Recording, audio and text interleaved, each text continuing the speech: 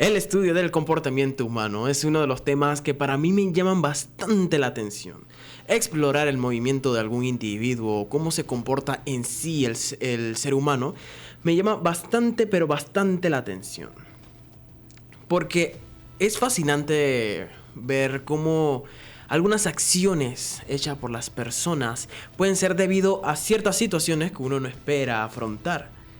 Cómo las personas, dependiente del ambiente en donde se encuentre, puede ser capaz de hacer cosas que uno esperaría que no pudieran hacerlo. Tanto así de que es capaz de creerse un personaje a tal punto de que es complicado sacarlo de ahí. Muy buenas tardes y sean bienvenidos al área 921. Aquí es donde hablamos desde teorías conspirativas hasta hechos insólitos que pasan en nuestro planeta. Como siempre los acompaño como todos los jueves con un tema más que interesante.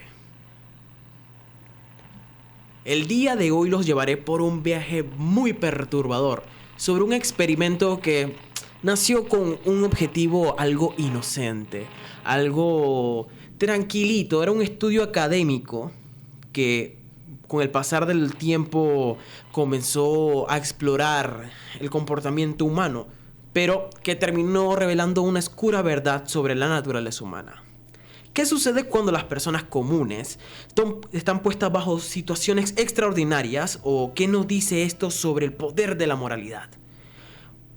Prepárense porque lo que está a punto de escuchar va a ser muy impactante a tal punto que usted posiblemente no se lo quiera creer. Para eso vamos a remontarnos en el verano del año 1971 con el psicólogo Philip Zimbardo de la Universidad de Stanford. Diseñó un experimento que cambiaría para siempre la forma en que las personas piensan sobre el comportamiento de nosotros mismos, por así decirlo. Nos ayuda a entender la conducta humana sobre ciertas situaciones que lleva al extremo a las personas. Su objetivo era estudiar el impacto del entorno carcelario en el comportamiento de las personas. Para ello, Zimbardo y su equipo transformaron el sótano del edificio de psicología de Stanford en una prisión simulada. Eligieron a 24 estudiantes universitarios, todos de estos estudiantes, cabe recalcar que fueron voluntarios, nadie fue obligado a participar en esto, que fueron divididos al azar en dos grupos: guardias y prisioneros. Estos jóvenes seleccionados por su estabilidad emocional y física no eran criminales, ni siquiera eran profesionales en hacer disturbio a la vida pública, sino que eran estudiantes normales, estudiantes como de colegio, estudiantes universitarios, estudiantes de escuelas primarias. O sea, eran personas normales que desempeñaban su papel como un estudiante más. Se les pagaría $15 al día por lo que duraba el experimento, que tenía como tiempo objetivo durar 2 semanas. Este experimento lo que trataba de ver era desentrañar a lo más profundo de la mente humana cómo ciertas personas se pueden comportar según el rol en que se encuentran. Lo que no sabían que este estudio se convertiría lastimosamente en una pesadilla para todos los involucrados, no solo para los participantes, sino también para los mismos observadores que estaban tomando apuntes de las cosas que pasaban. Están tan metidos en el papel que los prisioneros fueron realmente arrestados en sus casas por policías reales. No eran actores, eran policías reales que quisieron colaborar con el experimento y los transportaron a una prisión simulada. Póngase a pensar que un día usted le diga que tiene que participar de un experimento y no le digan cuándo inicia. Este era un tema, nadie sabía cuándo iniciaba. Los participantes sabían que estaban metiéndose en un experimento, pero no sabían cuándo iba a ocurrir. De la nada llegaron los policías con esposas de verdad, con uniformes de verdad, y los arrestaron y los llevaron en patrullas a esta celda que, como dijimos, era el sótano de la Facultad de Psicología de Stanford. Una vez allí se les despojó de su identidad y se les asignó un número. Usaban uniformes simples, cabe recalcar, y eran tratados como delincuentes desde el primer momento. O sea que las personas que les trataban como policías o que tenían el rol de policías comenzaron a meterse tanto en el papel que desde el primer momento que llegaron los estudiantes que eran del rol de prisionero, fueron tratados de la peor manera con solo llegar. Los guardias, por otro lado, recibieron también sus uniformes, gafas de sol espejadas para deshumanizar un poquito más su apariencia, y se les entregó un silbato y un garrote. O sea, le entregaron armas, por así decirlo. No recibieron instrucciones detalladas sobre cómo actuar, solo se les dijo que mantuvieran el orden en la prisión. Solo le dieron una simple orden que desencadenaría, creo que, un resultado que nadie se lo esperaría. Lo que comenzó como un experimento controlado rápidamente se descontroló en cuestión de horas. Mientras que iban pasando los días, los guardias comenzaron a adoptar una postura algo sádicas, algo duras, agresivas con los prisioneros en ese lugar. Abusaban de su autoridad, literalmente dejando en un puesto sumiso a los estudiantes que eran prisioneros. Los trataban feos, los trataban mal, los deshumanizaban. O sea, no tenían oportunidad de expresarse, los trataban de la peor manera. Tenían el poder absoluto, ya que al no darles instrucciones de cómo querían comportarse, ellos se dejaron llevar por su propio comportamiento, por su propia naturaleza, según el rol que le habían dado.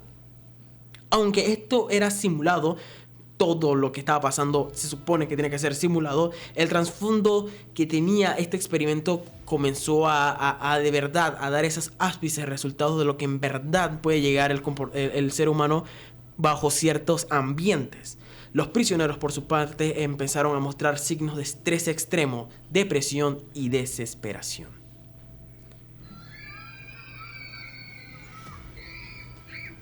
Cabe recalcar que todo esto era una simulación, era un mero experimento, pero las humillaciones y los castigos se volvieron la norma del lugar. Los guardias obligaban a los prisioneros a realizar ejercicios extenuantes como castigo. Les negaban el acceso al baño y les imponían tareas degradantes como limpiar inodoros con las manos desnudas.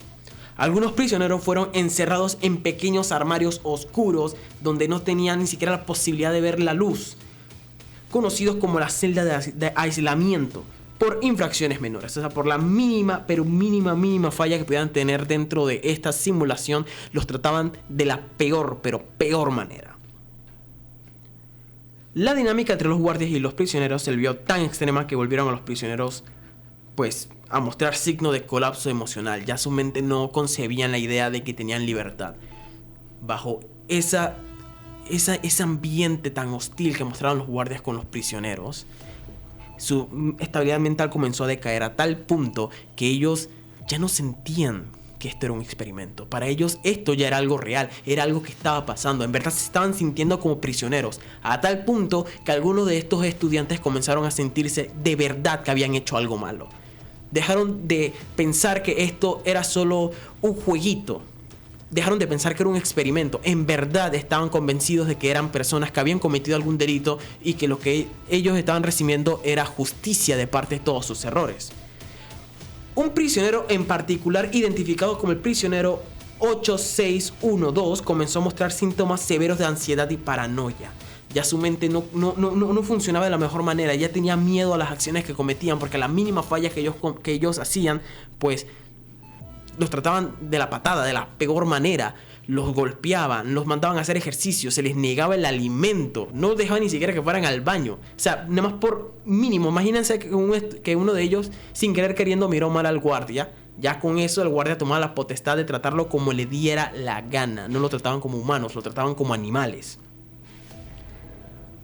Ya este prisionero, el 8612, comenzó a gritar, ya lloraba sin control y finalmente fue liberado después de solo 36 horas de haber comenzado el experimento. En 36 horas de haber iniciado el experimento, ya uno de los participantes no aguantó. Ni siquiera fueron 3 días. Estamos hablando de un día, casi un día y medio. Un día y medio de haber comenzado el experimento, las personas comenzaron a fallar mentalmente. Comenzaron a sentirse ya cansados, comenzaron a sentir que su mente no estaba funcionando de la mejor manera. Pero a pesar de este signo de que debía parar el experimento, continuó como si nada. Porque a pesar de estas señales alarmantes, Zimbardo, quien actuaba como el superintendente de la prisión, permitió que el experimento continuara. La situación se deterioró rápidamente. Los prisioneros intentaron organizar una rebelión, pero fue sofocada, brutalmente por los guardias, quienes intensificaron sus tácticas de control y castigo. Ya el nivel de simulación pasó a otro nivel. Ya los guardias tenían tácticas, tenían planes para poder contrarrestar cualquier tipo de rebelión. Ni siquiera se comportaban como estudiantes, ya eran policías de verdad. Se creyeron tanto el papel que tomaron la potestad de poder ser violentos al momento de que quisieron, pues, rebelarse. El ambiente se volvió tan opresivo que otros prisioneros comenzaron a pedir ser liberados. Muchos de ellos mostraron signos evidentes de un trauma psicológico. Lo que comenzó como un simple experimento para ver el comportamiento humano comenzó a mostrar no ciertas fallas, sino ciertas verdades que uno no esperaría de los seres humanos. Con esto nos damos cuenta de que el ser humano, si le das algo de poder, posiblemente pueda corromperse y dejarse llevar por lo que unos llamamos el lado oscuro. A pesar del caos, los guardias continuaron disfrutando de su poder, llevando a cabo lo que describieron más tarde como juegos de poder, que degradaban y deshumanizaban a los prisioneros. Zimbardo, inmerso en su rol de superintendente, perdió la objetividad, permitiendo que el experimento siguiera sin intervenir. Estamos hablando de que este experimento estaba siendo, pues, supervisado por el profesor Zimbardo, pero viendo lo que estaba pasando, en vez de ponerle pausa, en vez de parar, porque estás viendo cómo tus estudiantes están sufriendo y cómo tus otros estudiantes, que supone que son la ley, pues están abusando del poder que le diste, porque volvemos y recalcamos que los que hacían de guardia no se le dieron una instrucción detallada de cómo tienen que comportarse. Ellos nada más le dieron los uniformes, le dijeron: tú eres guardia, compórtate según lo que eres. Al tener el poder, los que eran de guardias comenzaron a ver que no tenían límites en su forma de comportarse, que ellos pudieran ser lo que quisieran ser y comportarse como les diera absolutamente la gana. No fue que hasta Cristina Maslach, una joven psicóloga y novia de Zimbardo, visitó la prisión y se horrorizó por lo que vio, que el experimento fue finalmente detenido. O sea que si Maslach no se hubiera metido o no hubiera visto lo que era pasado por Zimbardo, el tema hubiera continuado como si nada, sin importar los traumas psicológicos que estaba dejando los estudiantes, sin importarle la lesión física que estaban sufriendo, sin importarle las súplicas, porque estamos hablando que ellos lloraban hasta el cansancio. Y el experimento iba a continuar. Estamos hablando que esta simulación iba a aguantar 2 semanas. 2 semanas. Y ni siquiera llegaron a la semana. ¿Qué fue lo que pasó? Bueno, el daño psicológico que estaban infligiendo sobre los guardias, sobre los mismos prisioneros, que estamos hablando que los dos grupos eran estudiantes comunes y corrientes, pues decidieron: ¿sabes qué? Vamos a frenar esto, creo que esto se está saliendo de las manos. Así que el estudio, pues, se canceló en menos de 6 días, a pesar de que estaba planeado, pues, como les dije, durar 2 semanas. O sea, ni siquiera llegaron a la semana, solo aguantaron 6 días. El experimento de la cárcel de Stanford dejó profundas cicatrices en todos los involucrados. Los participantes, tanto guardias como prisioneros, quedaron marcados por la experiencia. Los guardias, muchos de los cuales habían disfrutado de su poder temporal, se enfrentaron a una dura realidad al darse cuenta de lo fácil que habían caído en el abuso. Los prisioneros, por su parte, tuvieron que lidiar con un trauma casi irreversible, porque habían sido sometidos a condiciones inhumanas, aunque fuera en un entorno hasta cierto punto, pues, simulado. Philip Zimbardo fue duramente criticado por su papel en el experimento, especialmente por la falta de intervención y su incapacidad para prever las consecuencias.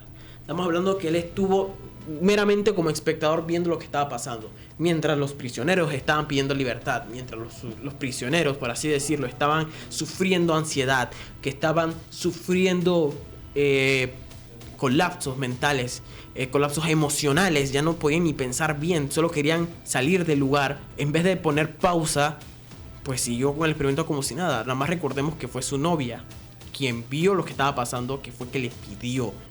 Bueno, no pidió. Cuando Zimbardo vio la reacción que tuvo ella, pues ahí fue donde él puso un freno a todo lo que estaba haciendo. Ahí nos damos cuenta de cómo a veces el comportamiento humano, no solo del poder que le da, sino también como el poder de observador y tener el poder de intervenir, pues muchas veces quedamos como simples espectadores.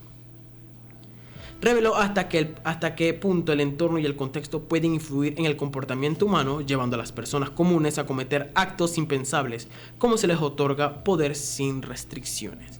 Vuelvo y les recuerdo que Zimbardo no le dio instrucciones a los que hacían de guardia, simplemente les dio los uniformes y le dijo prácticamente hagan lo que quieran y compórtense según cómo se comportaría alguien en su papel. El experimento de la cárcel de Stanford se ha convertido en uno de los casos de estudio sobre la ética en la investigación psicológica, cómo el comportamiento profesional se pierde por querer llegar a un punto, cómo dejar que tus objetos de prueba, por así decirlo, tus conejillos de India, pues hagan lo que le dé la gana. No le pones un filtro, no le pones un freno, no le pones un límite. Te comienzas a dejar libertades y dejando todo a la interpretación de las otras personas. Como a veces esta ética de los psicólogos, pues se pierde por querer conseguir su fin, sin importarles en realidad cómo se están sintiendo las personas. Fue un claro ejemplo de los peligros al realizar experimentos sin tener en cuenta las posibles consecuencias que puede traer para los participantes. Desde entonces se han implementado normas mucho más estrictas para proteger a los sujetos de investigación, garantizando su bienestar físico y emocional. A lo largo de los años, el experimento ha sido objeto de documentales. También ha sido material para crear algunas que otras películas y algunos libros que exploran no solo los hechos, sino también las profundas implicaciones morales y éticas. Ha servido como una advertencia sobre los peligros del poder descontrolado y la facilidad con la que la gente puede deshumanizar a las personas en ciertas situaciones. Estamos hablando de que más de 50 años después que pasó este experimento de la cárcel de Stanford, sigue siendo un tema de intenso debate. Aún hoy se nos hacen las cuestiones de ¿está bien que se haga ese tipo de experimento con personas humanas sabiendo que posiblemente puede salirse de control? ¿Está bien dejar que los participantes de un experimento rompan los límites? ¿Está bien darle poder al ser humano sin restricciones? ¿Está bien que las personas que de una u otra forma pasen por estas penurias solamente por conseguir un objetivo? ¿Estará correcto que hasta cierto punto las personas que sufren este tipo de bueno, vamos a decir delitos, ¿no? Está bien que estas personas que hayan cometido delitos pasen por tantas penurias en una cárcel. Está bien que el ser humano pueda sentirse superior a otras personas. ¿Hasta qué punto llega el ser humano por tener poder? ¿Hasta qué punto el ser humano puede romper los límites? ¿En qué momento ya es momento de frenar? Cuando uno sabe que está abusando de eso que se nos da. ¿Cuál es el límite al momento de tomar estos experimentos? ¿Y qué tan importante es el entorno en la formación de nuestro comportamiento? Es interesante ver cómo a veces el ser humano puede gozar de ciertos beneficios sin restricciones y cómo a veces para nosotros es muy fácil caer en el abuso. Aún con los años de haber hecho este experimento, aún sigue siendo fascinante los resultados que han tenido. Como un simple experimento que iba a ser meramente académico terminó, pues, desatando traumas en los participantes. Me parece increíble. El legado del experimento de Stanford es un recordatorio inquietante de que, bajo ciertas condiciones, cualquiera de nosotros podría verse arrastrado a comportamientos que nunca habríamos imaginado. Ni siquiera nosotros podemos controlar el 100% nuestras acciones. Cualquiera de nosotros podría verse, pues, atraídos por el poder. Nos recuerda la importancia de la empatía y la reflexión de la ética y la responsabilidad cuando se trata del poder de autoridad. ¿Hasta qué punto nosotros podemos dejar que las autoridades hagan lo que se les dé la gana hasta cierto punto? ¿Hasta qué punto deberíamos poner nosotros un límite y pedir, pues, que se detenga? Soy Roberto Camaño y será hasta la próxima con más de Área 921.